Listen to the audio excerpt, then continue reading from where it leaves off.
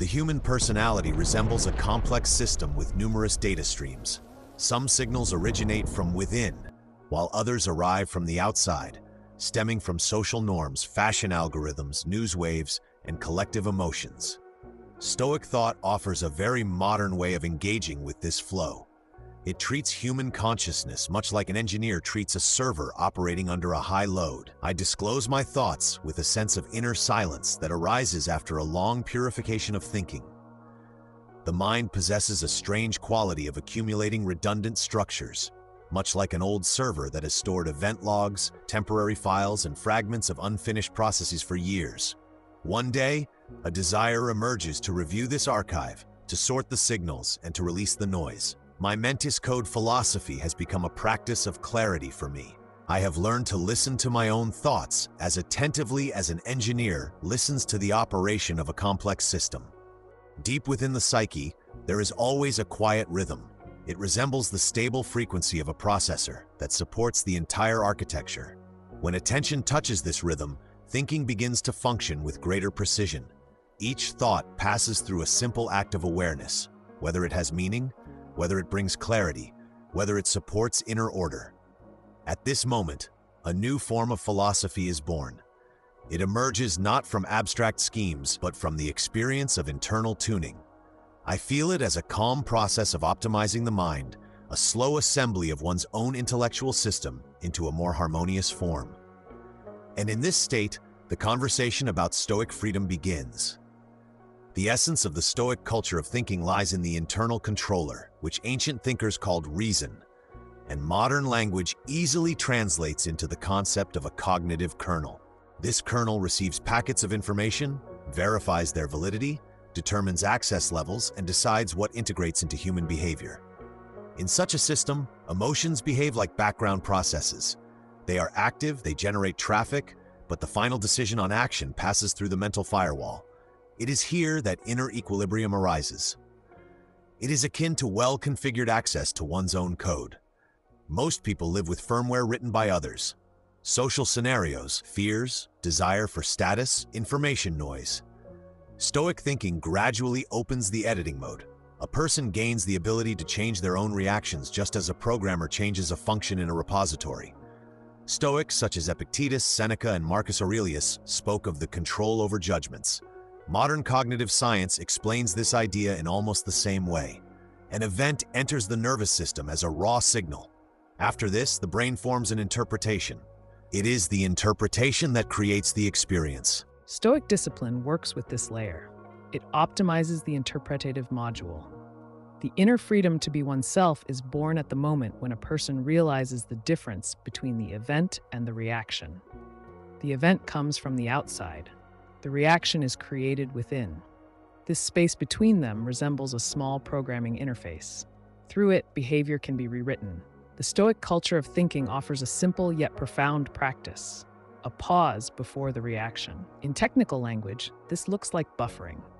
Information arrives, the system stores it for a moment in the buffer, and after that, the analysis begins. Whether the situation requires energy, whether it affects real decisions, whether it is worth spending the computational resource of the psyche on it. Gradually, a new quality of personality is formed. A person feels like the author of their own internal code. The dependence on random evaluations, momentary emotional waves, and collective anxieties disappears. In place of chaotic behavior, clarity of architecture appears. Stoicism, in such an interpretation, resembles an operating system of maturity. It creates a stable kernel that works even when the external environment changes. Economic crises, technological revolutions, political conflicts, all these processes behave as variable parameters. The internal kernel of the person continues to operate with a stable rhythm. As a result, a paradoxically modern form of freedom arises. It is born through the discipline of thinking. It appears through attentiveness to one's own judgments, and it gradually transforms a person into the architect of their own psychic system. In this state, the personality ceases to be a product of random impulses. It functions as a well-designed program in which every action has its source in clear understanding. This is exactly how ancient Stoic wisdom quietly integrates into the modern culture of thinking. It behaves like stable code written long before the appearance of digital machines, yet surprisingly compatible with the logic of the modern human. When the internal kernel begins to work stably, a curious sensation of transparency of thinking appears. A person suddenly notices that a significant part of internal noise previously arose due to uncontrolled autostarts of psychic processes. Old grievances, random fears, the expectations of others. They behave like background scripts that were once installed in the system but lost their meaning long ago. Stoic discipline of thinking gradually moves consciousness into the mode of manual administration. Every reaction passes through a short act of awareness. Where did this thought originate? What benefit does it bring? Does it add clarity? This microanalysis works similarly to a logging system in programming. A person begins to see the structure of their own reactions. Over time, an interesting pattern is revealed. Most emotional impulses arise due to distortions of interpretation. The psyche builds assumptions faster than reality has time to confirm them. Stoic practice introduces a kind of verification protocol into thinking. Every assumption receives a brief test for plausibility. Does the situation truly have such a meaning? Or did the imagination merely add drama? Here, a deeper form of inner freedom begins to take shape. It is connected with the autonomy of attention. In the digital age, attention has become one of the most expensive resources. Social platforms, news feeds, and advertising algorithms constantly try to capture this resource. Stoic thinking creates its own protocol for attention management. The person decides which signal deserves the energy of their psyche. This state resembles a well-designed resource management system. The energy of emotions is directed toward events that truly matter. Other stimuli pass by the consciousness without unnecessary load. The psychic architecture becomes lighter, more precise, and more economical. From this arises a new form of authenticity. It is not connected with demonstrative individuality or a desire to stand out. It grows from a clear contact with one's own nature. A person begins to feel their true impulses, which previously were lost in the entropy of social expectations. This process is similar to code optimization. At first, the system is overloaded with redundant functions. Many of them perform almost identical tasks, creating delays and conflicts. Gradual work with thinking cleanses the structure. Reactions become shorter, decisions clearer. Stoic culture also introduces a very precise distinction between territories of influence. Ancient thinkers described it with a simple formula. Part of the events is subject to our will, while another part belongs to the natural course of things. In modern language, this resembles the separation of system levels. Some parameters are available for editing, while others are embedded in the base architecture of the environment. A person who realizes this difference stops wasting psychic energy on conflict with inevitable processes. They direct their efforts into those areas of reality where their decisions truly have power. Thus, a sense of inner stability arises. Interestingly, such stability creates a special form of calm. It does not look like indifference. On the contrary, a deep sensitivity to life appears. A person sees events more clearly than before. They perceive joy without unnecessary anxiety for the future and meet difficulties without panic. Stoicism in this state resembles a well-tuned intellectual compass. It constantly returns consciousness to the inner center. When circumstances change around, this compass helps maintain direction. Ultimately, the inner freedom to be oneself begins to be felt as a natural mode of existence. A person no longer wastes energy on maintaining artificial roles. Their behavior becomes integral. Thoughts, decisions, and actions form a consistent system. In this state, ancient Stoic wisdom sounds very modern. It speaks the language of clarity, self-regulation, and internal responsibility.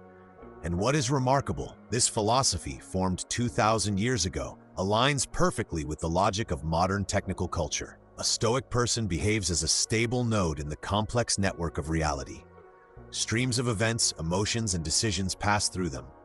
However, the internal kernel maintains balance. It is in this quiet balance that a deep sense of freedom is born, not as a loud declaration, but as a precise and well-tuned architecture of human character. When this inner architecture stabilizes, even the way of experiencing time changes. Many people experience time as a flow of deadlines, obligations, and expectations. The psyche jumps between past mistakes and future scenarios. Stoic culture of thinking slowly returns attention to the current beat of life, to that small interval in which action is formed. This interval is like a processor cycle in a computing system. It is where the real work happens.